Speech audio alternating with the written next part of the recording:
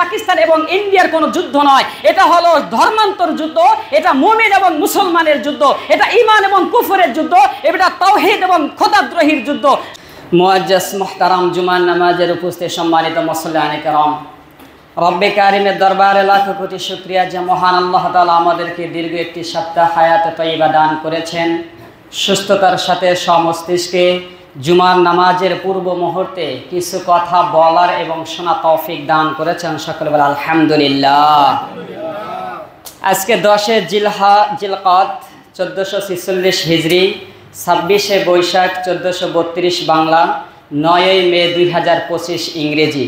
আজকের এই জুমায় আমরা আলোচনা করব হজ, খোদা প্রেমের অনুপম দৃষ্টান্ত ও হজের উপকারিতা সম্পর্কে। আল্লাহ তাআলা যদি তৌফিক দান করেন, কোরআন ও হাদিসের আলোকে বিষয়ের প্রতি আলোচনা করার চেষ্টা করব। আমা তৌফিক ইল্লা বিল্লাহ। প্রিয় হাজিরিন, গত জুমা থেকে আমরা ধারাবাহিকভাবে হজের আলোচনায় চলছি। গত জুমা আমাদের আলোচ্য বিষয় ছিল কাবার ইতিহাস, পৃথিবীর প্রথম ঘর বাইতুল্লাহর ইতিহাস এবং আমাদের শিক্ষা। আজকে হজ, খোদা প্রেমের অনুপম দৃষ্টান্ত। হজ এটি আল্লাহ তাআলার একটি অত্যন্ত ফজিলতপূর্ণ ইবাদত এবং ইসলামের 5টি ভিত্তির মধ্যে অন্যতম একটি ভিত্তি। হজের পায়গাম আমাদের সর্বপ্রথম শাওয়ালের 1 তারিখ থেকেই শুরু হয়েছে। সেটা মাহে রমজানের শেষে শাওয়ালের সেই ঈদুল ফিতরের দিন থেকেই হজের আনন্দ, উল্লাস এবং ইবাদতের একটি পরিবেশের মাস, এই 3টি মাস ধারাবাহিকভাবে চলছে। ইতিমধ্যে যারা আল্লাহর পেয়ারা বান্দা, তার ঘরকে জিয়ারত করার উদ্দেশ্যে যারা পাগল পারা হয়েছেন, তারা কেউ কেউ পাড়ি জমিয়েছেন। আল্লাহ তাআলা আমাদেরকেও হজ্জে কাবায় যাওয়ার জন্য সুযোগ দান করুন। সকলে আমিন। হজ এটি একটি শব্দ, আরবি শব্দ। এই শব্দের আবেদানিক অর্থ একাধিক অর্থ হতে পারে। ইচ্ছা করা, উদ্দেশ্য করা। পরিভাষায় হজ বলা হয় হুয়া জিয়ারাতুন মাকানিন মাখসুসিন ফি জামানিন মাখসুসিন বিফিআলিন মাখসুসিন ফারাযা মাররা। পরিভাষায় হজ বলা হয় নির্দিষ্ট সময়ে, নির্দিষ্ট কাজের মাধ্যমে, নির্দিষ্ট স্থানে আল্লাহর ঘর তওয়াফ করাকে হজ বলা হয়। হজ প্রত্যেক ব্যক্তির জীবনে একবার ফরজ। নারী এবং পুরুষ যারা নিসাবের মালিক আছে, তাদের জন্য জীবনে অন্ততপক্ষে একবার হজ করা ফরজ। হজের হুকুম, যদি কোনো ব্যক্তি এই হজকে অস্বীকার করে, যদি কোনো ব্যক্তি হজকে অস্বীকার করে, তাহলে সে ব্যক্তি কাফের হয়ে যাবে। আর যদি কোনো ব্যক্তি হজ আদায় না করে, নিসাবের মালিক, তাহলে সে ব্যক্তি ফাসেক হয়ে যাবে। তাহলে যার নেসাবের মালিক থাকা সত্ত্বে যে ব্যক্তি হজ অস্বীকার করে এবং মুসলমান, সে ব্যক্তি কাফের হবে।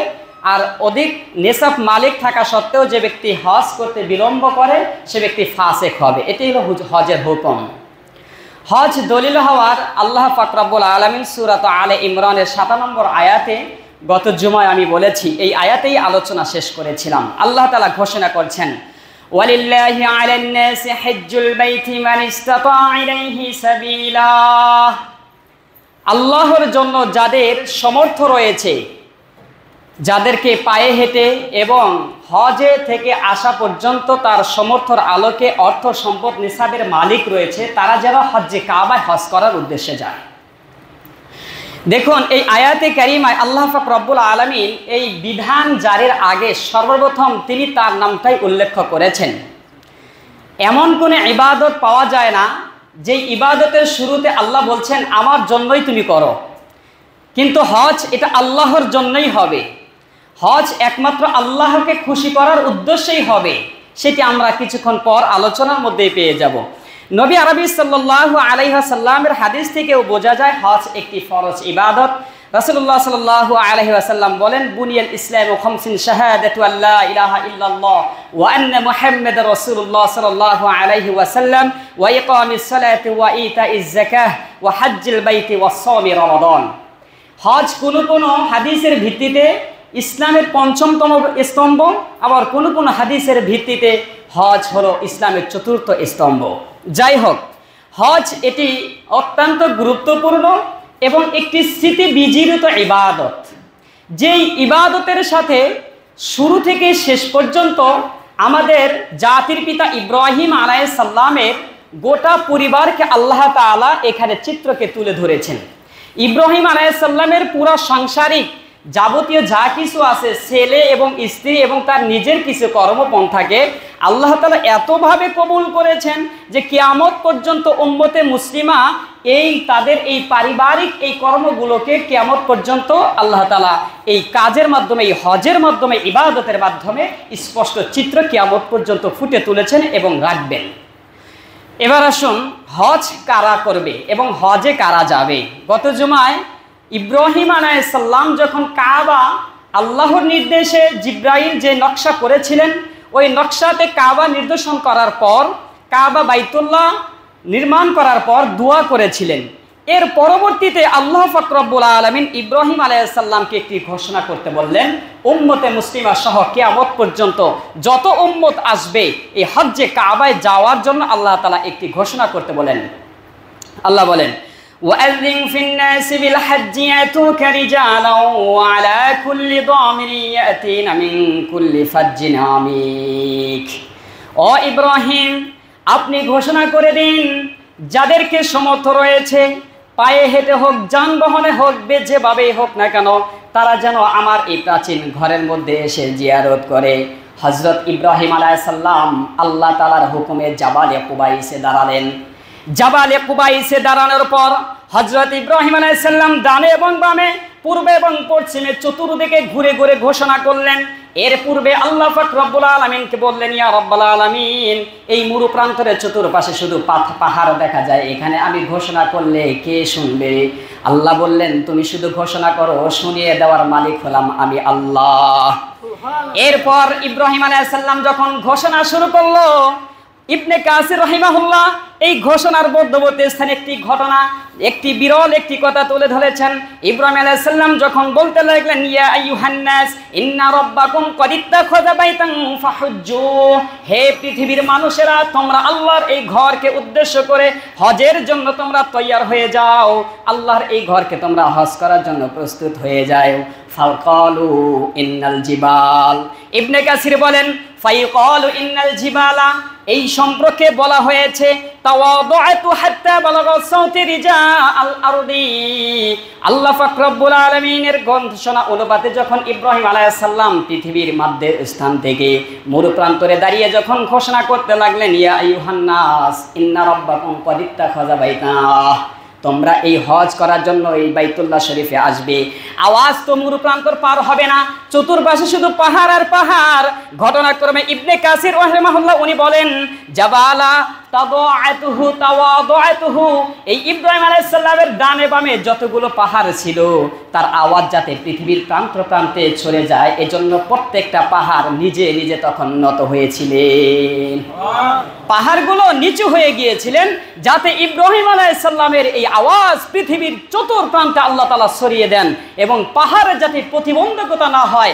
আল্লাহ পাক রব্বুল আলামিন এভাবে অলৌকিক ঘটনার মাধ্যমে গর্ভবতী মায়ের ভিতরে, পেটের ভিতরে যে সন্তান ছিল, ওই দিন এই আওয়াজটি প্রত্যেকটা মানুষের কর্ণকুহরে আল্লাহ তাআলা পৌঁছে দিয়েছিলেন।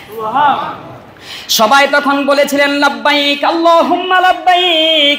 একটু পরেই বলছি কারা লাব্বাইক বলবে এবং সেই ব্যক্তিগুলো কারা। সুতরাং লাব্বাইক বলেছিল এমন ব্যক্তি হজ করতে যাবে, এটা একটু পরে আসি। কিন্তু হজে যাবে কারা? এটা একমাত্র যারা আল্লাহর পাগল তারা। মুমিন যখন ঈমান গ্রহণ করে, আশহাদু আল্লা ইলাহা ইল্লাল্লাহ, শুধুমাত্র আল্লাহর পরিচয় পেয়েছে। একজন ব্যক্তি যেমনি ভাবে কোনো একটা যুবক যখন একটা নারীকে ভালোবাসার জন্য যখন রাস্তাঘাটে চলতে থাকে, যখন নারীর পরিচয় পায়, শুধুমাত্র তখন তার মনে একটু ইতমিনান আসে। মুমিন যখন বালেগ হওয়ার পর আশহাদু আল্লা ইলাহা ইল্লাল্লাহ বলে, তখন আল্লাহর পরিচয় পেয়েছে। এরপর যেমন যুবক পরিচয় পাওয়ার পরে ভালো লাগে না, নারীকে দেখার জন্য একবার গার্লস স্কুলের সামনে, একবার কোচিং এর সামনে, একবার রাস্তার সামনে, একবার বাসার সামনে দাঁড়ায়, তেমনি ভাবে মুমিন যখন ঈমান গ্রহণ করে, এবার আল্লাহর এই ঈমান গ্রহণ করার পর তার আর ভালো লাগে না আল্লাহকে দেখার জন্য, আল্লাহর সাথে ভালোবাসা করার জন্য একবার ফজর উপস্থিত হয়, এরপর ভালো লাগে না আবার জহরে উপস্থিত হয়, এরপর ভালো লাগে না আবার আসর উপস্থিত হয়। এভাবে করতে করতে 5 বার দৈনিক আল্লাহর ভালোবাসার জন্য উপস্থিত হয় মসজিদে। মসজিদের মধ্যে। এবার দেখা দেখিতেও ভালো লাগে না, এবার আরো কাছে পেতে চায়। একজন যুবক যেমনি ভাবে তার রমণীকে পাওয়ার জন্য, তার প্রেমাস্পদকে পাওয়ার জন্য বারবার দেখার পরে আর ভালো লাগে না, বাড়িতে খাবার দাবার ছেড়ে যায়, রুচির যত ওষুধ খাওয়ায় তবু খাবার খায় না। ঠিক মুমিন বান্দাও 5 ওয়াক্ত নামাজে এসে আল্লাহর ভালোবাসার প্রেমাস্পদ অন্তরে, তখনও তার শেষ হয় না। এরপর 1 মাস, দীর্ঘ 1 মাস আল্লাহর ভালোবাসা প্রমাণ করার জন্য তিনি রোজা রাখে। দিনের সুবে সাদেক থেকে নিয়ে সুবে কাজের পর্যন্ত কোনো খানা পিনা পানাহার করে না। এরপরও বান্দার অন্তর ক্ষান্ত হয় না। কয় যেমনি ভাবে ঈদ আসার পর গার্লফ্রেন্ডের জন্য একজন যুবক যেমনি ভাবে শুধুমাত্র গিফটের অপেক্ষায় থাকে, মুমিন বান্দাও নামাজের মাধ্যমে বারবার দেখায় ক্ষান্ত হয় না, রোজা রাখার মাধ্যমে না খেয়ে থেকেও আল্লাহর ভালোবাসায় ক্ষান্ত হয় না। এরপর সম্পদ থেকে গিফট হিসাবে আল্লাহ তাআলার জন্য যাকাত দেওয়া শুরু করে দেয়। যাকাত দিতে দিতে এবারও ভালো লাগে না, আল্লাহর ভালোবাসা প্রেমাস্পদ পাগল পারা হওয়ার জন্য যেমনি ভাবে একজন ব্যক্তি শিল্পপতির কন্যা হয়ে, শিল্পপতির ছেলে হয়ে মা বাবার ভালোবাসাকে দুপায়ে ফেলে দিয়ে শুধুই মাত্র প্রেমাস্পদের প্রেমিকার সাথে থাকবার জন্য সেই শিল্পপতির স্থান ত্যাগ করে বন জঙ্গলে এসেও বসবাস করতে তাদের কষ্ট হয় না। ঠিক আল্লাহর বান্দা যে ব্যক্তি আল্লাহর ভালোবাসা অন্তরে পরিপূর্ণ ঢুকায়, ওই ব্যক্তি 5 ওয়াক্ত নামাজে আল্লাহর ভালোবাসায় ক্ষান্ত হয় না, রোজা রাখার মাধ্যমেও ক্ষান্ত হয় না, অর্থ সম্পদ থেকে যাকাত দিয়েও ক্ষান্ত হয় না। এবার দুনিয়ার সকল ভালোবাসাকে ক্ষান্ত করে দিয়ে ওই মক্কা মদিনার সেই মরু প্রান্তর রোদের উত্তপ্ত জায়গায় সেখানে গিয়ে আল্লাহর ভালোবাসা প্রমাণ করবার জন্য দুনিয়ার সকল মা বাবা আত্মীয় স্বজনের ভালোবাসায় এক পাল্লায় রেখে আল্লাহর ভালোবাসার জন্য পাগল হয়ে বাইতুল্লাহ পাড়ি জমায়। এটা ছিল এই সকল ব্যক্তিগুলো, অর্থাৎ হজ তারাই করবে যার ভিতরে আল্লাহর পাগল পারা মায়া মহব্বত ভালোবাসা জন্মাবে। এমন ব্যক্তি ছাড়া হজ্জে কাবায় যাওয়া তার কোনোভাবেই তৌফিক হবে না। আপনি যতই অট্টালিকার মালিক হন না কেন, আপনি যতই বিত্তশালী হন না কেন, আপনি যতই অ্যাকাউন্টের মালিক হন না কেন, কিন্তু আপনার ভিতরে আল্লাহর ভালোবাসা ওই পরিমাণ না আসা পর্যন্ত এই দুনিয়ার ভালোবাসাকে ত্যাগ করে এই 600,000 মাইল ত্যাগ করে ওই মরুপ্রান্তর সেই মরুভূমির মক্কা নগরীতে যাওয়া ছাড়া তার আর কোনো উপায় থাকে না। তাহলে এবার দেখুন, হজ করলে কি পরিমাণ আমার ফজিলত আছে, কি পরিমাণ আমার নেকি রয়েছে, কি আমার লাভ রয়েছে। বুখারীর মধ্যে আল্লাহ রাসূল সাল্লাল্লাহু আলাইহি ওয়াসাল্লামের এক সাহাবী ইবনে জারাত রাদিয়াল্লাহু তাআলা আনহু উনি বলেন, ক্বালা রাসূলুল্লাহ সাল্লাল্লাহু আলাইহি ওয়াসাল্লাম হুজ্জু ফাইনাল হাজ্জা ইয়াগসিলুল যুনুবা কামা ইয়াগসিলুল মা'আদ দারনি। আল্লাহর পয়গম্বর সাহাবী বলেন, আমি রাসূলুল্লাহ সাল্লাল্লাহু আলাইহি সাল্লামকে বলতে শুনেছি, রাসূল সাল্লাল্লাহু আলাইহি সাল্লাম বলেন, হুজ্জু ফাইনাল হাজ্জা ইয়াগসিলুল যুনুবা, তোমরা হজ করো, কেননা হজ তোমাদের এই পরিমাণ পরিদর্শন পরিশুদ্ধ করে দেবে, এতভাবে পরিষ্কার করে দেবে, কামা ইয়াগসিলুল মা'আদ দারনি, যেমনি ভাবে কাপড় থেকে ময়লাগুলো পরিষ্কার হয়ে যায় সাবানের মাধ্যমে, ঠিক হজের মাধ্যমে তোমার জীবনের সমস্ত গুনাহগুলো পরিষ্কার হয়ে যাবে। আল্লাহ নবী সাহাবী আবু হুরায়রা রাদিয়াল্লাহু তাআলা আনহু বলেন, সুইলা আইয়ুল আমালু আফযাল ইয়া রাসূলুল্লাহ, পৃথিবীর ভিতরে শ্রেষ্ঠ আমল কোনটি আপনি আমাকে বলে দিন। ফাকালা ঈমানুম বিল্লাহি ওয়া রাসূলি, আল্লাহ নবী বললেন, আফযাল ইবাদত সম্পর্কে জিজ্ঞাসা করেছো, পৃথিবীর সবচেয়ে উত্তম ইবাদত হলো ঈমানুম বিল্লাহি ওয়া রাসূলি, আল্লাহর প্রতি বিশ্বাস এবং রাসূলের প্রতি বিশ্বাস করা। সুম্মা কিলা মাজা, আবু হুরায়রা রাদিয়াল্লাহু তাআলা আনহু বললেন, আমি আবার জিজ্ঞাসা করলাম এরপর কোন আমল? আল্লাহ নবী সাল্লাল্লাহু আলাইহি সাল্লাম বললেন, আল জিহাদু ফি সাবিলিল্লাহ, দ্বিতীয়ত উত্তম আমল হলো আল্লাহর রাস্তায় জিহাদ করা। সুম্মা কিলা মাজা, আমি আবার জিজ্ঞাসা করলাম ইয়া রাসূলুল্লাহ এরপর কোন আমলটি উত্তম? আল্লাহ নবী বললেন, ক্বালা হজ্জুল মাবরুর, তোমার যে আল্লাহ তাআলার কাছে গ্রহণযোগ্য যে হজ করবে এটা হবে সবচেয়ে পৃথিবীর শ্রেষ্ঠ আমল। সুতরাং এখানে 3টি আমলের কথা আল্লাহ রাসূল সাল্লাল্লাহু আলাইহি সাল্লাম আলাদা আলাদা ব্যক্তিগতভাবে ব্যক্তিকেন্দ্রিক হিসেবেও হতে পারে। সুতরাং আরো আফজল ইবাদত রয়েছে, এক এক হাদিসে এক এক ভাবে আফজল ইবাদতের কথা বলা হয়েছে, সেটা ব্যক্তির উপরে নির্ভর করে আল্লাহর নবী সাল্লাল্লাহু আলাইহি সাল্লাম জবাব দিয়েছিলেন। এরপর বুখারীর মধ্যে আরেকটি হাদিস, আবু হুরায়রা রাদিয়াল্লাহু তাআলা আনহু উনি বলেন, সামিআতুন নবী সাল্লাল্লাহু আলাইহি ওয়াসাল্লাম, আমি আল্লাহর নবী সাল্লাল্লাহু আলাইহি সাল্লামকে বলতে শুনেছি, ইয়াকুলু মান হাজ্জা লিল্লাহি ফালাম ইয়ারফুস ওয়া লাম ইয়াফসুক রাজাআ কায়াউমিন ওয়ালাদাতহু উম্মুহু, যে ব্যক্তি হজ করার উদ্দেশ্যে হজ্জে কাবায় যাবে, অশ্লীলতা, অবাধ্যতা, গুনাহের পরিবেশ ছেড়ে যে ব্যক্তি হজ করবে, রাজাআ কায়াউমিন ওয়ালাদাতহু উম্মুহু, ওই ব্যক্তি হজ্জে কাবায় থেকে এমন ভাবে ফিরবে সে কেমন যেন আজকেই তার মায়ের গর্ভে থেকে তিনি ভূমিষ্ঠ হয়েছে। এত নিষ্পাপ হয়ে দেশে ফিরবে, এত নিষ্পাপ হয়ে যাবে। এবার আমাদের লক্ষণীয় বিষয় হলো, যারা হজ করতে যায়, যারা হজ থেকে ফিরে আসে, তারা কি আসলেই নিষ্পাপ হয়ে আসে? তাদের অবস্থাটা কি আসলে ওই নিষ্পাপ শিশুর মতো, নাকি তাগুতি শক্তির চাইতেও, জাহিলির যুগের চাইতেও বর্বরতা, মূর্খতা, ভ্রষ্টতা দিয়ে ভরপুর? আগের ছাড়া কমতে হয় না বেশি হয়, সেটা হজ থেকে ফিরে আসার পরেই ভালোভাবেই বোঝা যায়। কেননা সেখানে গিয়ে অনেকেই অনেকভাবেই হজ করার জন্য যায়। কেউ কেউ মুখে শুধু আল্লাহুম্মা লাব্বাইক বলে, কেউ কেউ শুধু অন্তর থেকেও বলে। অন্তর থেকে এবং মুখ থেকে বলার মাধ্যমে পার্থক্যটা কতটুকু হতে পারে, এবার আমরা সে বিষয়ে জানতে পারি। আল্লাহ পাক রব্বুল আলামিন ওই আগেই বলেছিলেন যে ইব্রাহিম আলাইহিস সালাম আপনি ঘোষণা করে দিন, ওয়াযিন ফিন নাস বিল হাজ্জি ইয়াতুকা রিজাল ওয়া আলা কুল্লি দামিরি, যারা যেভাবে সমর্থন আছে তারা হজ করার জন্য আসবেই। ওই দিন সবাই বলেছিলেন লাব্বাইক আল্লাহুম্মা লাব্বাইক, যারা হজ্জে কাবায় যাওয়ার সমর্থবান আল্লাহ তাআলা যাদেরকে বানাবে তাদের ব্যাপারে আল্লাহ পাক রব্বুল আলামিন এই লাব্বাইক বলার সমর্থ বা লাব্বাইক বলার শক্তি, সেই জবাবটা তিনি সেদিন শুনেছিলেন। বাইতুল্লাহ গিয়ে আমরা সকলে একটা দোয়া পড়ি, সকল হাজী সাহেব সকল মিলে একটা দোয়া পড়ি। সেই দোয়া এবং আল্লাহ তাআলার কাছে আমরা একটা হাজিরা দেই। সেই হাজিরা এবং তালবিয়াটা কি আমরা সকলে বলতে পারি, লাব্বাইক আল্লাহুম্মা লাব্বাইক লা শারীকা লাকা লাব্বাইক ইন্নাল হামদা ওয়ান নি'মাতা লাকা ওয়াল মুলকু লা শারীকা লাক। এই যে আল্লাহ পাক রব্বুল আলামিনের কাছে কাবার সামনে গিয়ে, কাবা চত্বরে গিয়ে পৃথিবীর শ্রেষ্ঠ এবং প্রথম নিদর্শনের ঘর যেটা আজও পর্যন্ত বিদ্যমান রয়েছে, এমন একটা হেদায়েতের নিদর্শনের পবিত্র স্থানে গিয়ে কত মানুষ, লক্ষ লক্ষ মানুষ লাব্বাইক আল্লাহুম্মা লাব্বাইক বলে বলে ঘুরছে আর তওয়াফ করছে। এখন আমার দেখার বিষয় হলো, দেখুন লাব্বাইক শব্দের অর্থ হলো আল্লাহ আমি আপনার এখানে উপস্থিত হয়েছি, আমি হাজির হয়েছি। সুতরাং এই হাজির হওয়ার ক্ষেত্রে আপনি এবার লক্ষ্য করুন, আল্লাহ যদি ডাক দেয়, আপনি কি সাধারণ কোনো অবস্থাতে একজন শিল্পপতি কিংবা একজন যদি লিডার আপনাকে ডাকে অন্যভাবে যে আপনি উপস্থিত হবেন? একজন লিডার ডাক দেওয়ার কারণে অবশ্যই আপনার অবস্থা আগের থেকে একটু হলেও পরিবর্তন হবে, কথা ঠিক না? যদি আপনার পোশাক পরিচ্ছেদের পরিবর্তন করার দরকার, পোশাক পরিচ্ছেদ পরিবর্তন করবেন। যদি কোনো বুজুর্গ ব্যক্তি ডাকে তাহলে একটু দাড়ি টুপি পাঞ্জাবি পরার চেষ্টা করবে, একটু আতর লাগানোর চেষ্টা করবে। যেহেতু পরহেজগার ব্যক্তি ডাকছে, তার সামনে তো আর ওই সিগারেটের গন্ধ নিয়ে সেখানে যা উপস্থিত হওয়া সম্ভব নয়। দেখুন পৃথিবীর মালিক, আরশের মালিক, ওই ঘরের মালিক যিনি, যার সামনে গিয়ে আপনি বলছেন লাব্বাইক আল্লাহুম্মা লাব্বাইক, আল্লাহ আমি উপস্থিত, আল্লাহ আপনার ডাকে আমি হাজিরা দিতে এসেছি। সুতরাং সেখানে গিয়ে বহু মানুষ অন্তরে কি বলে আর মুখে কি বলে সেটা আমাদের দেশে আবার ওই হজ করে ফিরে আসার পরেই ওই চিত্রটা আমরা দেখতে পাই। কারণ ওইখানে 50 লক্ষ, 55 লক্ষ, 60 লক্ষ এই পরিমাণ হাজী সাহেবগণ গোটা বিশ্ব থেকে সেখানে গিয়ে আল্লাহর ডাকে সাড়া দেয় এবং হাজিরা দেয়। কিন্তু পার্থক্যটা কি? অনেক মানুষ সেখানে যায় লাব্বাইক এটা শুধুমাত্র মুখে বলে, কিন্তু অন্তরে লাব্বাইক বলে না।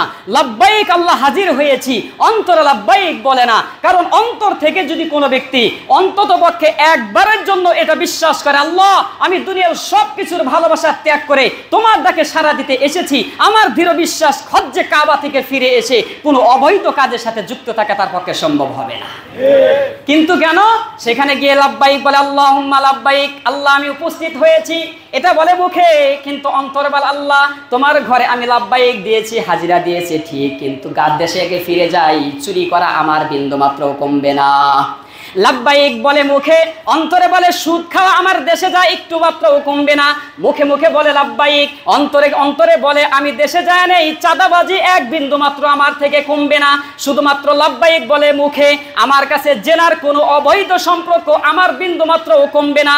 মুখে বলে লাব্বাইক, টেন্ডারবাজি, বিভিন্ন ধরনের শেল্টারবাজি কোনো কিছুই আমার থেকে কমবে না।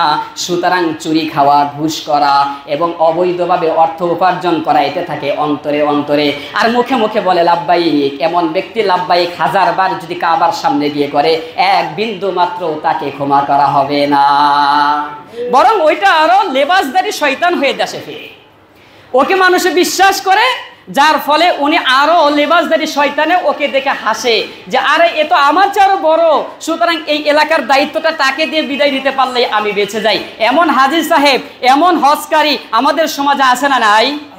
আরে আপনি হজ করবেন, হাজী সাহেব আপনি লাব্বাইক যে আরশের মালিককে দেখানোর জন্য, যে আরশের মালিকের ঘরের সামনে গিয়ে আপনি গাদ্দারি করছেন, দেশে ফিরে এসে আপনার চুরি কমছে না, বাটপারি কমছে না, টেন্ডারবাজি কমছে না, সুদ কমছে না, জুয়া কমছে না, মদ ইয়াবা সেবন কোনোটাই কমছে না, বাড়িতে সন্তান বিবাহের ক্ষেত্রে গায়ে হলো ডিজে পার্টি কোনোটাই কমছে না, আপনার চাইতে লেবাসদারি শয়তান এই পৃথিবীর জমিনে কমই মনে হয় পাওয়া যাবে। সুতরাং এগুলো লেবাসদারি। এই হজের মাধ্যমে আপনার পরিবর্তন হচ্ছে না, পরিবর্তন হবেও না যদি অন্তরে আল্লাহর ভালোবাসা না নিয়ে আপনি হজ্জে কাবায় যদি উপস্থিত না হন। সুতরাং এইভাবে যারা মুখে মুখে বলবে লাব্বাইক, অন্তরে বলবে আল্লাহ তাআলার সাথে গাদ্দারি, এমন ব্যক্তি লেবাসদারি শয়তান ছাড়া কোনো কিছুই হবে না। আর যে ব্যক্তি আল্লাহ এবং আল্লাহকে মুখে এবং অন্তরে লাব্বাইক বলে বলে হজ্জে কাবায় সেখানে সাই করবে, মারওয়া করবে, এই ব্যাপারে তালবিয়া করে বিভিন্ন কিছু করবে, কারজা ইয়াউমিন ওয়ালাদাতুহু উম্মুহু, এমন হজকারীর ব্যাপারে আল্লাহ রাসূল সাল্লাল্লাহু আলাইহি সাল্লাম বলেন সে নিষ্পাপ হয়ে বাড়ির দিকে ফিরে যাবে। হজের ব্যাপারে আল্লাহর পয়গম্বরের সাহাবী আবু হুরায়রা রাদিয়াল্লাহু তাআলা আনহু আরো একটি হাদিস বর্ণনা করেন, যারা হজ করবে এরা সাধারণ কোনো ব্যক্তি না, এরা অন্য কোনো দেশের কোনো ব্যক্তি, দলীয় কোনো ব্যক্তি নয়, এরা সরাসরি আল্লাহর দলের অন্তর্ভুক্ত হয়ে যায়। সামি'তু আবু হুরায়রা রাদিয়াল্লাহু তাআলা আনহু قال قال رسول الله صلى الله عليه وسلم, আল্লাহর নবী সাহাবী আবু হুরায়রা রাদিয়াল্লাহু তাআলা আনহু বলেন, আমি আল্লাহর নবী সাল্লাল্লাহু আলাইহি সাল্লামকে বলতে শুনেছি, আফদুল্লাহি সালাসা, আল্লাহর দল, আল্লাহর প্রতিনিধি দল হলো তিনটি।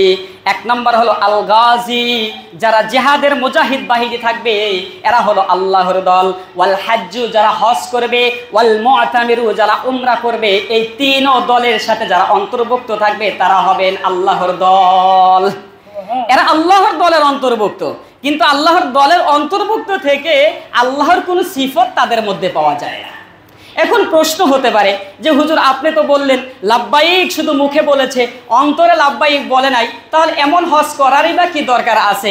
বহু মানুষকে আমরা এটাও বলতে শুনি, হজের ফজিলত যখন বলা হয় তখন তারা নাক ছিটকে ছিটকে বলতে থাকে, আরে হজ করে লাভ কি, কোনো পরিবর্তন নাই, আর ওমকে হজ করে আসছে, এটা করে আসছে। তার মানে কি হজ এটা আল্লাহ তাআলার বিধান থেকে বাতিল হবে? আপনি হজ করে এসে চুরি ছাড়তে পারেন না, এটা আপনার দোষ। আপনি হজ করে এসে টেন্ডারবাজি ছাড়তে পারেন না, এটা আপনার বাবার দোষ। আপনার ছেলে হজ করে এসে জেনা ছাড়তে পারে না, এটা আপনার ছেলের দোষ। সুতরাং হজের কোনো দোষ নয়, আল্লাহর ইবাদতের কোনো দোষ নয়। সুতরাং হজ এটি ফরজ, এটা থাকবেই। হজের উপকারিতা সম্পর্কে আল্লাহ নবী সাল্লাল্লাহু আলাইহি ওয়াসাল্লাম একাধিক হাদিস বলেছেন যে হজ যেভাবেই করুক না কেন, উমরা যেভাবেই করুক না কেন, এই উমরা এবং হজের মাধ্যমে পৃথিবীর প্রত্যেকটা মানুষ উপকারিতা ফায়দা হাসিল করবে। সুবহানাল্লাহ। হজের উপকারী সম্পর্কে আল্লাহ রাসূল সাল্লাল্লাহু আলাইহি ওয়াসাল্লামের হাদিসের আগে আল্লাহ পাক রব্বুল আলামিন স্পষ্ট সূরাতুল হজ 28তম আয়াতের মধ্যে বলেন হজের উপকারিতা সম্পর্কে। আল্লাহ পাক রব্বুল আলামিন বলেন, লিআশহাদু মানাফিআ লাহুম ওয়া ইযকারা ইসমুল্লাহি ফি আইয়ামিন মা'লুমাত। এই হজের পরবর্তী স্থানে একটি কুরবানির বিধান রয়েছে। আল্লাহ পাক রব্বুল আলামিন বলেন হজের মাধ্যমে প্রত্যেকটা মানুষ উপকারিতা হাসিল করবে।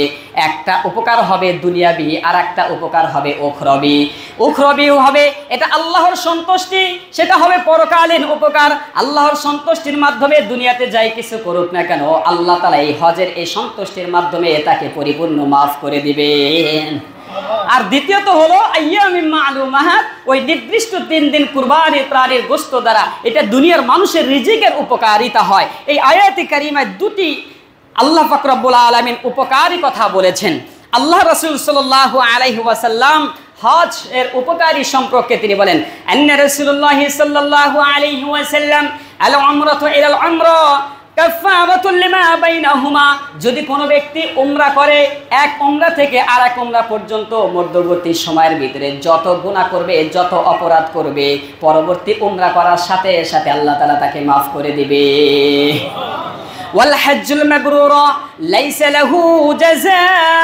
আল্লাহর নবী বলেন, যারা কবুল হজ করবে, গ্রহণযোগ্য হজ করবে, তাদের শুধুই একমাত্র জাযা, একমাত্র প্রতিদান হলো ইল্লাল জান্নাহ। যারা এই হজ করবে আল্লাহ তাআলা তাদেরকে পরিপূর্ণ জান্নাতে প্রবেশ করায়া দিবে। আল্লাহর নবী সাল্লাল্লাহু আলাইহি ওয়াসাল্লাম হজের উপকারী সম্পর্কে বলেন, প্রত্যেকটা মানুষ হজ থেকে উপকারিতা পাবে, প্রত্যেকটা মানুষ হজ থেকে উপকারিতা পাবে। আল্লাহর নবী বলেন, তাবিউ বাইনাল হজ্জ ওয়াল উমরাতি ফাইন্নাহুমা ইয়ানতাফিআনিল ফাকরা ওয়াজ যুনুবা।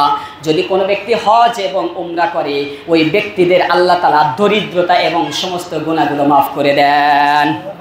কামা ইয়ানফি কিরু খবাসাল হাদিদ, যেমনি ভাবে কামারে লোহা থেকে লাফিয়ে লাফিয়ে দপিয়ে বাইরা যেমনি ভাবে লোহা থেকে জনকার গুলো মুছে চকচকা করে ফেলে, হজের মাধ্যমে প্রত্যেকটা মানুষের অন্তর থেকে গুনাহগুলো আল্লাহ ওইভাবে মুছে ফেলে দেবে। প্রশ্ন হতে পারে, জিজ্ঞাসা হতে পারে, হজ করার পরেও তো আমরা দেখি টেন্ডারবাজি ছাড়ে না, হজ করার পরেও তো দুর্নীতি ছাড়ে না, হজ করার পরে তো অবৈধ কাজে থেকে ছাড়ে না, আল্লাহ নবী তাহলে এই হাদিস কিভাবে বর্ণনা করলেন? আমি বলবো, হাদিসের প্রত্যেকটা ভাষ্য ঠিক আছে। কারণ দুনিয়া এবং আখিরাতের এই হজের মাধ্যমে অন্ততপক্ষে প্রত্যেকটা মানুষ, জনগণ সেটা থেকে উপকার পাবে। দুটি স্বার্থে মানুষ হজের থেকে উপকার পাবে, একটা হবে রাষ্ট্রের, একটা হবে জনগণের। হজের মাধ্যমে রাষ্ট্রের উপকার হবে, জনগণের উপকার হবে। এটা হবে ক্ষুদ্রতম আয়, এটা ক্ষুদ্রতম উপকার। এবং বৃহত্তর আরেকটি উপকার আছে, সেটা হবে বৈহিকভাবে গোটা বিশ্বের প্রত্যেকটা মুসলমানের ঈমানে তাজাল্লি বেড়ে যাবে। রাষ্ট্রের এবং জনগণের উপকার কিভাবে হবে? যদি কোনো ব্যক্তি হজ করে, ওই হজ করে ফিরে আসার পর তার থেকেও মানুষ ফায়দা হাসিল করবে। কিভাবে হাসিল করবে? হজ করার আগে যদি টেন্ডারবাজি করতো, শতকে শতকে বিঘাকে বিঘা মানুষের জমি মেরে খাইতো, হজ করে আসার পর কমপক্ষে সেটা কাটায় কাটায় খাবে। যদি আগে লাখ লাখ টাকা টেন্ডারবাজি করতো, অন্তত পক্ষে হজ্জে কাবা থেকে ফিরে আসার পর সেটা হাজারে হাজারে টেন্ডারবাজি করবে। যদি আগে অবৈধ কাজের সাথে শতভাগ দুর্নীতির সাথে জড়িত থাকতো, হজ করে আসার পর কমপক্ষে 50% ওই হজকারী আসার কারণে ওই ব্যক্তির অবৈধ সম্পদ দূর হয়ে যায় এবং অবৈধ কাজে থেকে দূরে সরে যায়। সুতরাং হজের মাধ্যমে এই চাঁদাবাজি, লুটতরাজি, দমবাজি যা কিছু আছে, অন্তত পক্ষে 50% যখন কমে যায়, আর জনগণের প্রত্যেকটা মানুষ তখন ওর কাছ থেকে 50% দুর্নীতি থেকে মুক্তি থাকা, মানে প্রত্যেকটা মানুষ কমপক্ষে 50% অবৈধ এবং 50% জুলুম থেকে ওই ব্যক্তির কারণে নিরাপদে বসবাস করতে পারে। যদি আমরা এই হজ এবং উমরাগুলো আমরা যদি আমাদের রাষ্ট্রের জাতীয়ত এবং কি যারা প্রধান স্থানে রয়েছে এবং কি প্রধান উপদেষ্টা মণ্ডলী থেকে নিয়ে দেশের সর্বান্তক যারা উচ্চ স্থানে যে সকল ব্যক্তিগুলো হজে এই দায়িত্বরত অবস্থায় রয়েছে, প্রত্যেকটা প্রজেক্টের প্রধান উপদেষ্টা এবং প্রধান দায়িত্বশীলদেরকে যদি আমরা প্রত্যেক বছর হজ এবং উমরা করাইতে পারতাম, তাহলে আজকে আমরা দেখতে পাচ্ছি এয়ারলাইন্সের লস প্রোডাক্ট, রেল প্রোডাক্টে সেখানে লস প্রোডাক্ট, এরপরে দেখছেন কি কারেন্টের বিভিন্ন বৈদ্যুতিক জ্বালানিতে লস প্রোডাক্টস, বিভিন্ন জায়গাতে পাট এবং জুট মিলের স্থানে লস প্রোডাক্টস, প্রত্যেকটা জায়গাতে লস আর লস আর লস। এগুলো হচ্ছে সব দুর্নীতি আর চুরি করার কারণে। আমি মনে করি এই আল্লাহ রাসূল সাল্লাল্লাহু আলাইহি সাল্লামের এই হাদিসের উপর আমল করতে গিয়ে প্রত্যেকটা সেক্টরের প্রত্যেকটা উচ্চাঙ্গ দায়িত্বশীলদেরকে যদি প্রতি বছর উমরা এবং হজ করানো যায়, তাহলে এদেশের প্রত্যেকটা মানুষ 50% দুর্নীতি এবং দেশের সর্ব জায়গা থেকে দুর্নীতি এবং পাচার, অর্থ পাচার থেকে এদেশের মানুষ নিরাপদে বসবাস করতে পারবে। কেন? তারা যদি আপনি রেল প্রোডাক্টের প্রধানকেই যদি আপনি উমরা করান, হজ করান, সে যদি দেশে ফিরে এসে 50% দুর্নীতি কমে যায়, এদেশের প্রত্যেক মানুষ 50% আয় এবং উৎস পাবে।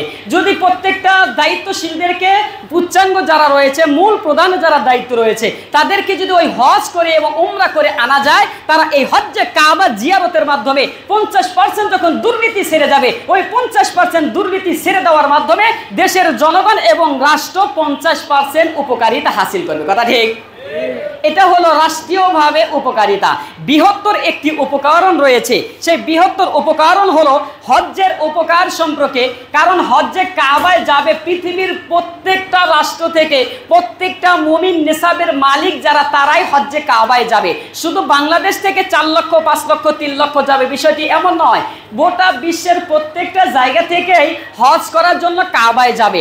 হজ্জে কাবায় গিয়ে একটা পাইগাম হলো পৃথিবীর মুসলমানদের সর্ববৃহৎ জমায়েত এবং ঐক্যবদ্ধতার প্ল্যাটফর্ম হলো সর্বপ্রথম হলো হজ্জে কাবার চত্বর, দ্বিতীয় হলো ঈদের জামাত, তৃতীয়ত হলো জুমার জামাত। এই তিনটা জায়গা মুসলমানের বৃহত্তর ঐক্যবদ্ধতার একটি প্ল্যাটফর্ম। আমরা জানি যদি এই গোটা বিশ্বের 50 লক্ষ হাজী সাহেবদের মধ্যে যদি ইসলামী শাসন ব্যবস্থার মাধ্যমে প্রত্যেকেই এই হজ্জে কাবায় যদি সাহাবী যুগের মতো যদি একটি ঐক্যবদ্ধতা তৈরি করে, কারণ আল্লাহর নবী সাল্লাল্লাহু আলাইহি ওয়াসাল্লামের জামানায় গোটা বিশ্বের বিভিন্ন জায়গা থেকে শাম, সিরিয়া, তুর্কিস্তান এই জায়গা থেকে সাহাবায়ে কেরাম ওইখানে হজ করতে আসতেন। ওই রাষ্ট্রের যতগুলো অবৈধ কাজ আছে, যতগুলো সমস্যা আছে, হজ্জে আসার পর বৃহত্তর একটি সিদ্ধান্ত উপনীত হতেন, এরপর হজের পরবর্তী সময় তারা সেটাকে বাস্তবায়ন করতেন। আজকে যদি গোটা বিশ্ব থেকে 50 লক্ষাধিক হাজী সাহেবদেরকে নিয়ে একটি যদি সিদ্ধান্ত উপনীত হওয়া যায়, অন্তত পক্ষে এটা যদি সিদ্ধান্ত করতে পারে যে গোটা বিশ্বের প্রত্যেকটা জায়গাতে যারা খোদাদ্রোহী তাগুতি শক্তি মাথা চাড়া দিয়েছে, বিশ্বের 200 কোটি মুসলিম জাতিকে তোমরা এই 50 লক্ষ হাজী সাহেবের পক্ষ থেকে পাইগাম পৌঁছিয়ে দেওয়া হলো, অন্তত পক্ষে তোমরা তোমার গোত্রে গিয়ে, তোমরা তোমার রাষ্ট্রে গিয়ে তাগুতি শক্তির বিপক্ষে একটি পদক্ষেপ গ্রহণ করবে। আমার দৃঢ় বিশ্বাস প্রত্যেক বছরে যদি হজের এই বৃহত্তর সিদ্ধান্ত থেকে ঈমানি এবং তাওহীদের একটি পাইগাম নিয়ে প্রত্যেক হাজী সাহেব যদি দেশে ফিরে আসতো, তাহলে আজকে তাগুতি শক্তি প্রভুর রূপ ধারণ করে মুসলমানের রক্ত নিয়ে হোলি খেলার শক্তি পেত না। আমরা দেখেছি আমাদের এই গোটা কয়েকদিন আগে থেকেই শুরু হয়েছে ফিলিস্তিনের সেই অবস্থা তো আমরা ভুলেই গিয়েছি, কারণ এখন আমাদের অভ্যন্তরীণ একটা জায়গা তৈরি হয়েছে, যারা নিজ নিজ অবস্থানই এখন আশঙ্কার মধ্যে রয়েছে। রাষ্ট্রকে বাঁচানোর জন্য, রাষ্ট্র সীমান্ত রক্ষা করবার জন্য, ঈমানকে রক্ষা করবার জন্য সেই শাম ফিলিস্তিনের অবস্থাও হার মানাতে চাচ্ছে আমাদের পার্শ্ববর্তী দেশ ইন্ডিয়া। সেখানে আমরা দেখেছি, আমরা অনেকেই মনে করছি এই রাষ্ট্রের, এই দুই রাষ্ট্রে পাকিস্তান এবং ভারতের এই যুদ্ধ, এটা মনে হয় ভারত আর পাকিস্তানের যুদ্ধ। বন্ধু, আসলে ভারত আর পাকিস্তানের যুদ্ধ নয়, কারণ আপনারা দেখেছেন শুভেন্দ্র চন্দ্র ওনার বক্তব্য হলো আমাদের 26 জন হিন্দু মেরেছে, আমরা কমপক্ষে 260 জন মুসলিম মারব। এই কথা কিন্তু তিনি বলেন নাই যে আমরা 260 জন পাকিস্তানি মারব, কথা ঠিক? তার মানে বোঝা যাচ্ছে এটা নরেন্দ্র মোদীর, আমি গত 3-4 জুমা আগেই বলেছিলাম, এটি একটি ধর্মান্তরিক একটি সুপরিকল্পিত ষড়যন্ত্র করে ওই ওয়াকফ বিলের মাধ্যমে কাশ্মীর একটি নাটকীয় একটি হত্যাকাণ্ডের মাধ্যমে মুসলিম উম্মাকে কিভাবে ধ্বংস করা যায়, ওই কাশ্মীরের নাটক সাজিয়ে পাকিস্তানের উপর হামলা করে। এটা আসলে হিন্দু এবং পাকিস্তান এবং ইন্ডিয়ার কোনো যুদ্ধ নয়, এটা হলো ধর্মান্তর যুদ্ধ, এটা মুমিন এবং মুসলমানের যুদ্ধ, এটা ঈমান এবং কুফরের যুদ্ধ, এটা তাওহীদ এবং খোদাদ্রোহীর যুদ্ধ। সুতরাং এই যুদ্ধের বিপরীতে আমাদের কি পদক্ষেপ নিতে হবে?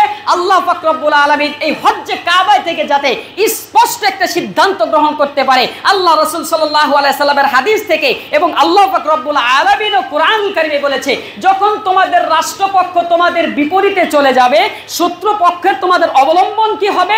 ওয়াইদু লাহুম মাসতাতাতুম মিন কুওয়া, তোমরা তোমাদের সামর্থ্যের অনুপাতে তোমরা শক্তি যোগান করবে এবং তোমাদের সামর্থ্যের অনুপাতে তোমরা পদক্ষেপ গ্রহণ করবে। যখনই কোনো তাগুতি শক্তি, হিন্দুত্ব শক্তি, এহুদিবাদী শক্তি, তিত্ববাদী শক্তি তোমাদের ওপর পাক্কেল ছিঁড়তে যাবে, পাথর ছিঁড়তে যাবে, তোমরা তাদের বিপরীতে ওদের পারমাণবিক শক্তি, ক্ষেপণাস্ত্র সেটা নিক্ষেপ করতে তোমরা বিন্দুমাত্র পিছপা হবে না। সুতরাং আমাদেরকে কেউ যদি মাটির ঢেল ছিঁড়তে আসে, আল্লাহ স্পষ্ট বলে দেন ওয়াইদুলাহুম মাসতাতাতুম মিন কুওয়া, আমরা তাদেরকে ইট পাটকেল মারতে আমাদের বিন্দুমাত্র পিছপা হওয়া যাবে না। কিন্তু দুঃখের বিষয়, ওই যে মক্কা মুআজ্জমায় যেরকম ভাবে ওই সিদ্ধান্ত গ্রহণ করার পরেও কিছু সেই রোগ এবং কিছু সেখানকার সমস্যা থেকে যাইত। যেমন কি আমরা ইতিহাসের কিতাবগুলো দেখি, মদিনাতে 2টি সমস্যা ছিল, তার মধ্যে একটি সমস্যা ছিল মুনাফিক।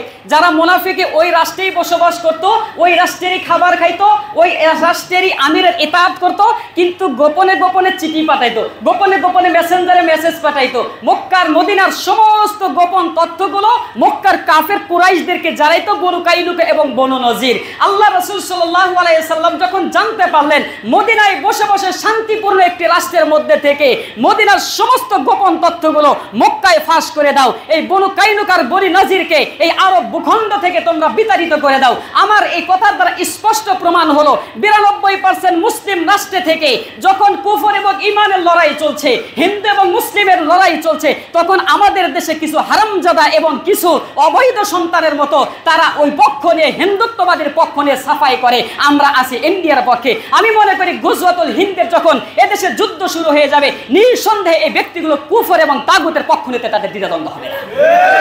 সুতরাং আল্লাহ রাসূল স্পষ্ট বলেছেন ইসাবাতাল উম্মতি আহরাজাহুমুল্লাহু মিনান নার ওয়া ইসাবাতুন তাকজুল হিন্দ ওয়া ইসাবাতু মা ঈসা ইবনে মারইয়াম। হে আমার পয়গম্বর, হে আমার সাহাবা এবং আমার উম্মতেরা ভালো করে শুনে রাখো, গুজরাতুল হিন্দের মধ্যে তোমাদের দুইটি দলের কথা বলেছি। ইসাবাতাল উম্মতি আহরাজাহুমুল্লাহু মিনান নার, এই দুই গোত্রের জন্য জাহান্নাম হারাম করে দেওয়া হয়েছে। ইসাবাতুন তাকজুল হিন্দ, যারা তাকজুল হিন্দের মধ্যে গুজরাতুল হিন্দের অন্তর্ভুক্ত থাকবে, সেনাবাহিনী থাকবে, কমান্ডার থাকবে, সহযোগী থাকবে, তাদের প্রত্যেকের জন্য জাহান্নাম হারাম করে দেওয়া হবে। সুতরাং এই গুজরাতুল হিন্দের সুসংবাদ আল্লাহ রাসূল সাল্লাল্লাহু আলাইহি সাল্লাম দিয়েছে, কিন্তু তারা বাংলাদেশে থেকে থেকে তারা ইন্ডিয়ার এই হিন্দুত্ববাদীর পক্ষ নিয়ে যখনই কথা বলতে চায় তারা নিঃসন্দেহে গুজরাতুল হিন্দের সময় কুফরের পক্ষ যে যাবে এতে কোনো সন্দেহ আছে? সন্দেহ নাই। কিন্তু আমাদের করণীয় কি হবে? যখন রাষ্ট্র বিপক্ষ চলে যাবে, আমাদের পার্শ্ববর্তী রাষ্ট্র যখন শত্রু রাষ্ট্রে রূপান্তরিত হবে, আল্লাহর নবী সাল্লাল্লাহু আলাইহি ওয়াসাল্লাম আমাদেরকে সতর্ক করেছেন তোমাদের করণীয় কি হবে। আল্লাহর নবী বলেন আইনানি লা তুসাবিহুমান নার, আল্লাহ নবী সাল্লাল্লাহু আলাইহি সাল্লাম বলেন আইনানি লা তুসিবাহুমান নার, ওই দুই চক্ষু আল্লাহর জাহান্নামের মধ্যে পড়বে না। আইনুন বাকাত মিন খাশিয়াতিল্লাহ, যেই চক্ষু আল্লাহর ভয়ে ক্রন্দন করে ওই চক্ষুওয়ালা ব্যক্তি কোনোদিন জাহান্নামে প্রবেশ করবে না। এরপর বলেন ওয়াইনুন বাতাত তুহরিসু ফি সাবিলিল্লাহ, যারা এই রাষ্ট্রকে টিকে রাখবার জন্য যুদ্ধ বাহিনীকে পাহারাদারি করে, রাত্রের ঘুম জাগ্রত থেকে থেকে তাদেরকে পাহারা দেয়, সীমান্ত পাহারা দেয়, এই ব্যক্তিগুলো জাহান্নামে প্রবেশ করবে না। সুতরাং আমাদের যখন রাষ্ট্রের বিপক্ষে যখন কোনো অন্য রাষ্ট্র চড়াও হবে তখন প্রত্যেকের নৈতিক দায়িত্ব হলো এই ভূখণ্ডকে রক্ষা করতে, ঘুম জাগ্রত করতে, নিজের পদক্ষেপ অনুযায়ী আমাদের সশস্ত্র চেষ্টা করা এবং আমাদের পদক্ষেপ গ্রহণ করা। আল্লাহর নবী সাল্লাল্লাহু আলাইহি ওয়াসাল্লাম এটা স্পষ্ট করে দিয়েছেন। সুতরাং এই হজের বৃহত্তর একটি স্বার্থ হলো হজ্জে কাবায় প্রত্যেকটা হাজী সাহেবকে নিয়ে রাষ্ট্রের প্রধান একটি বক্তব্য প্রকাশ করে দিবেন তাগুতি শক্তির বিপক্ষে, হিন্দুত্ববাদী শক্তির বিপক্ষে এবং সকল ইহুদিবাদী শক্তির বিপক্ষে। পৃথিবীর আনাচে কানাচে যেখানে যারা প্রভু সেজে মুসলমানদের উপর খোদাদ্রোহিত করতে চাচ্ছে, মুসলমানের উপর প্রভুত্বর আচরণ করতে যাচ্ছে, হজ থেকে একটি চূড়ান্ত সিদ্ধান্ত হলো সকল আবদ্ধ থেকে বেরিয়ে এসে মুসলিম উম্মার স্বাধীনতাকে রক্ষা করতে, প্রত্যেকটা মানুষের নৈতিক অধিকার বাস্তবায়ন করতে, মানুষের ওপর থেকে মানুষের প্রভুত্বটাকে খতম করে দেওয়ার জন্য সর্বান্তক চেষ্টা করার উত্তম পাইগাম এবং স্থান হলো হজ্জে কাবার অন্যতম একটি ফজিলত। কিন্তু আমরা সেটা করতে পারছি না।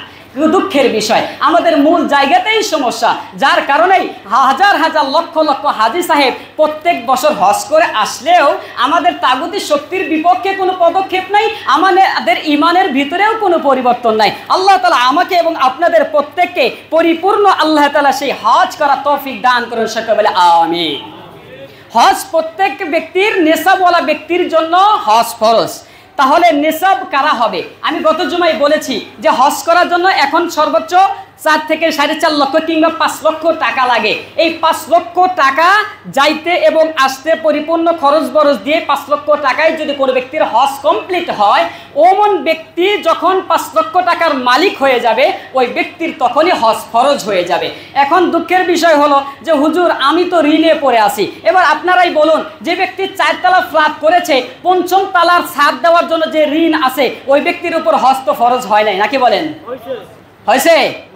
যে ব্যক্তি বছরে বছর 200-250 মন করে ধান ভুট্টা মারাই করছে আর বিভিন্ন সময়ে সময়ে লোন তুলে তুলে ঋণে আছে, ওই ব্যক্তির উপরে তো হজ ফরজ হয় নাই, কারণ সে এখনো ঋণে আছে, নাকি বলেন আপনারা?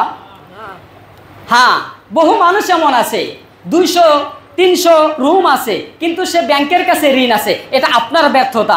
বহু মানুষ এমন আছে বাড়ি 2টা 3টা বাড়ি কিন্তু ব্যাংকের কাছে ঋণ আছে। আরে তোমার 2টা বাড়ি তোমার শরীয়ত সম্মত নয়। তোমার থাকার জন্য যদি 3টা রুম হয় এটা তোমার জরুরতান 3টা রুম, তোমার থাকার জন্য যদি 5টা রুম হয় এটা তোমার জরুরতান 5টা রুম, এটাই তোমার বাসস্থান। বাদ বাকি যেগুলো থেকে তুমি ভাড়া মারো আর ভাড়া খাও ওইগুলো হবে তোমার কি কয় বাণিজ্যিক একটি অর্থ এবং বাণিজ্যের একটি পণ্য হিসাবে হবে। সুতরাং তোমার 2টা বাড়ি, তুমি ঋণ থাকার কারণে যাকাত দিতে পারো না, তুমি ঋণ থাকার কারণে কুরবানি করতে পারো না, তুমি ঋণ থাকার কারণে সদকা দিতে পারো না, সদকাতুল ফিতর দিতে পারো না, তুমি ঋণ থাকবার কারণে তুমি হজ করতে পারো না। তোমার চাইতে টাটকা মুনাফিক পৃথিবীর জমিনে দ্বিতীয় আর কেউ থাকতেই পারে না। সুতরাং আপনি যদি আপনার কন্যাকে বিবাহ দেওয়ার জন্য, ছেলেকে বিবাহ দেওয়ার জন্য, আকিকা করানোর জন্য একেবারে কি পরিপাটি করে আপনি আপনার সমাজকে একটি অনুষ্ঠান করবেন, দুর্ঘটনাক্রমে অনুষ্ঠানে 7 লক্ষ টাকা আপনি জমিয়েছেন, ওই 7 লক্ষ টাকার মালিক হওয়ার সাথে সাথে আপনার হজ ফরজ হয়ে গিয়েছে। আপনি হজ যতদিন পর্যন্ত করবেন না আপনি বিলম্ব করার কারণে ফাসিকে হয়ে থাকবেন। সুতরাং হজ এটি শুধু পুরুষদের জন্য নয়, এটি নারীদের জন্যও হজ ফরজ। আল্লাহর নবী সাহাবী এবং আল্লাহর নবী সাল্লাল্লাহু আলাইহি সাল্লামের পিয়ারা স্ত্রী আম্মা জান আয়েশা সিদ্দিকা রাদিয়াল্লাহু তাআলা আনহা রাসূলুল্লাহ সাল্লাল্লাহু আলাইহি সাল্লামের নিকটে এসে জিজ্ঞাসা করলেন, আনা আয়েশা উম্মুল মুমিনিন রাদিয়াল্লাহু তাআলা আনহা ক্বালতু ইয়া ইস্তাযানতু ইয়া রাসূলুল্লাহ, ইয়া রাসূলুল্লাহ আপনি আমাদেরকে অনুমতি দিন। রাসূলুল্লাহ সাল্লাল্লাহু আলাইহি ওয়াসাল্লাম ফিল জিহাদ, আল্লাহ নবী সাহাবী এবং তার সবচেয়ে আদরের রমণী তিনি এসে জিজ্ঞাসা করলেন, ও রাসূলুল্লাহ আপনি আমাদেরকে জিহাদের ময়দানে যাওয়ার জন্য অনুমতি দিন। ফাকালা, রাসূল বললেন, আল জিহাদু কুন্নাল হজ্জ, মহিলা তোমার হজে যাওয়ার তোমার জিহাদে যাওয়ার দরকার নাই, কুন্নাল হজ্জ তোমাদের জন্য হজটাই হবে জিহাদের ফজিলত। সুতরাং আমাদের মা বোনেরা যাদের স্ত্রীরা আছে, যাদের মা বোনেরা আছে, এরা একটু কৃপণ হয়, এদের গহনা পাতিগুলোকে কিছু লুকিয়ে রাখার চেষ্টা করে। সুতরাং মা বোনেরাও যারা 5 লক্ষ টাকার উপরে মালিক আছেন আপনাদের জন্য হজ ফরজ, কুরবানি ওয়াজিব। কথা মনে রাখবে তো ইনশাল্লাহ। যাদের বিবিগণ, যাদের মারা, যাদের মেয়েরা এবং কি বোনেরা যারা নেশাবের মালিক আছে আপনারা বাড়ি থেকে পৌঁছে দিবেন, বলে দিবেন আপনার হজ ফরজ হয়েছে, কুরবানিও ওয়াজিব হয়েছে। সুতরাং আপনার জন্য আলাদা স্বতন্ত্র কুরবানি করতে হবে, স্বতন্ত্র হজ করতে হবে। এখন মহিলা হলে যে হজ করতে হবে না, নেশাবের মালিক যতই হোক বিষয়টি এমন নয়। নারী এবং পুরুষ উভয়ের জন্য হজ ফরজ। হজ যারা করবে না তাদের ব্যাপারে আল্লাহ নবী সাল্লাল্লাহু আলাইহি সাল্লাম অনেক ধমকি দিয়েছেন। অনেক এই কুক্ষিগত কর্নেওয়ালা বড়লোক ধনাঢ্য ব্যক্তিদের কপাল পোড়া হিসেবে আল্লাহ নবী ধমকি দিয়েছেন। কত ব্যক্তি এমন রয়েছে যারা নিজেদের সম্পদগুলো দিনে আর বিকেলে এভাবে গুনতে থাকে আর অ্যাকাউন্ট হিসাব করতে থাকে, আমি এত লক্ষ টাকার মালিক, এত লক্ষ টাকার মালিক, এত টাকা হবে, এত টাকা হবে, কিন্তু কপাল পোড়া হজ্জে কাবায় যেতে পারে নাই। ওর চাইতে পোড়া কপাল আর দুনিয়ার জমিনে কেউ নাই। এজন্য আমরা যারা নেশাবের মালিক আছি তারা অবশ্যই হজ করব, হজে যাওয়ার ইচ্ছা এরাদা আজকে থেকেই করব। কেননা আল্লাহ নবী সাল্লাল্লাহু আলাইহি ওয়াসাল্লাম স্পষ্ট বলেছেন যারা হজ না করে মারা যাবে, আল্লাহ নবী বলেন, মান মাতা ওয়া লাম ইয়াহজ্জ ফালইয়ামুত, যে ব্যক্তি হজ না করে ইন্তেকাল করলো, মারা গেল, ইনশাআ ইয়াহুদিয়ান আও নাসরানিয়ান, আমি আল্লাহর পয়গম্বর বলে গেলাম ওই ব্যক্তি চাই ইহুদি হয়ে মারা যাক, চাই অগ্নি পূজক হয়ে মারা যাক, আমার দেখার বিষয় নাই। নাউজুবিল্লাহ। এবার আপনি বলেন, প্রথম কাতারে নামাজ পড়েছেন, অট্টালিকার মালিক হয়েছেন, হজে যাওয়ার নিয়ত করেন নাই, আপনার ব্যাপারে আল্লাহ নবী সাল্লাল্লাহু আলাইহি ওয়াসাল্লাম সুপারিশ করবে তো নাকি বলেন? আপনি করবে না, কারণ আপনি ইহুদি হয়ে মারা যান আর নাসারা হয়ে মারা যান, সেটা আল্লাহ নবী আগেই বলে গেছেন, এটা আমার দেখার বিষয় না। সুতরাং আপনি হজ অবশ্যই যেতে হবে। ওমর ইবনুল খাত্তাব রাদিয়াল্লাহু তাআলা আনহুর হজ যারা করে না এই বিষয়ে ওমর রাদিয়াল্লাহু তাআলা আনহুর বক্তব্য কি? বাইহাকি শরীফের ভিতরে ওমর রাদিয়াল্লাহু তাআলা আনহুর একটি হাদিস বর্ণনা করেছেন। উনি বলেন, লাকাদ হামামতু আন আবাসা রাজুলান, যে ব্যক্তি এই হজের ব্যাপারে আল্লাহর নবী সাহাবী ওমর ইবনুল খাত্তাব বলেন, লাকাদ হামামতু আন আবাসা রিজালান ইলা হাযিল আমসারি, যে ব্যক্তি হজ করে না আমার মনে চায় আমার এই ব্যক্তিদের মধ্যে যারা দায়িত্বরত রয়েছে ফালয়ানজুরু, তাদেরকে খুঁজে খুঁজে বের করুক আর দেখুক, কুল্লামান কানা লাহু জিদাতুন ওয়া লাম ইয়াহজ্জ, এবং তারা কি কারণে হজ করলো না, হজ করে নাই, ফালয়াদরিবু আলাইহিম লিজিজিয়াতিন, আমার মনে চায় আমার প্রত্যেকটা কমান্ডারদেরকে ওই সমস্ত এলাকাগুলোতে পাঠিয়ে দেই আর দেখি কারা হজ করে নাই, সমর্থবান থাকা সত্ত্বেও তাদেরকে ধরে এনে ফালয়াদরিবু প্রহার করি এবং জিজিয়া আদায় করি। সুতরাং কেন জিজিয়া আদায় করব? ওমা লাহুম হুম বিল মুসলিমিন ওয়া মা হুম বিল মুসলিমিন, কেননা তারা মুসলমানের কাতারে থাকে না, মুসলমানের কাতারে থাকে না। সুতরাং হজ না দেওয়ার কারণে তাদের কাছ থেকে আমি ওমর ইবনুল খাত্তাবের প্রকাশ্য ঘোষণা হলো তাদেরকে ডেকে এনে প্রহার করা এবং জিজিয়া আদায় করা। এবার আপনি চিন্তা করুন, খলিফাতুল মুসলিমিন ওমর ইবনুল খাত্তাবের বক্তব্য মতো যদি আমাদের রাষ্ট্রপ্রধানের বক্তব্য হতেন, তাহলে কি শুধু 4 লক্ষ হাজিতেই আমাদের দেশ থেকে ক্ষান্ত থাকতেন, না কোটি হয়ে যাইতেন? কোটি হতেন। কারণ জাকাত খাওয়ার লোক বাংলাদেশে এখন 10% নাই। সবাই নেশাবের মালিক হয়, কুরবানি করে না। হজের মালিক একটু কম হইলেও কিন্তু 4,40,000 হয়ে যাবে, এটা আমার দৃঢ় বিশ্বাস। কিন্তু মনে করছে এখন আমার হজ খরচ হয় নাই, সন্তান বিবাহ দেয় নাই, নাতিপুতি হয় নাই, দাড়ি এখনো পাকে নাই, শেষ বয়সে হজ করতে যায় একবার ওই পাহাড়ের নিচে পড়ে থাকে, একবার পাথরের কোনায় নিচে পড়ে থাকে, বিভিন্ন জায়গায় জায়গায় বিভিন্ন রাষ্ট্রের হাজি সাহেবদের আতাগুতা খেয়েই তার সময় পার করে যায়। হজের যে ফজিলতপূর্ণ আমলগুলো আছে ওই শেষ বয়সে গিয়ে আর ওইটা করা তৌফিক হয় না। কথা ঠিক?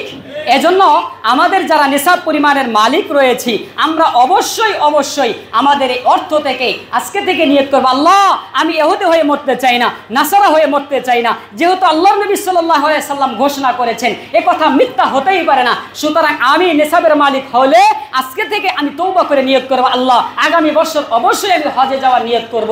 আমরা দুঃখের বিষয় আমরা হজ না করে উমরা করি। আরে হজ আগে ফরজ, উমরা হলো নফল। সুতরাং আগে হজ করতে হবে, পরে উমরা করতে হবে। আল্লাহ তাআলা আমাদের প্রত্যেককেই এই গুরুত্বপূর্ণ আহাম এই ফজিলতপূর্ণ ইবাদত নেসাবের মালিক প্রত্যেককে হওয়ার সমর্থ দিক এবং প্রত্যেককে হজ্জে কাবায় যাওয়া তৌফিক দান করুন। সকলে বলে আমিন। নাসরুম মিনাল্লাহি ওয়া ফাতহুন করিব। যারা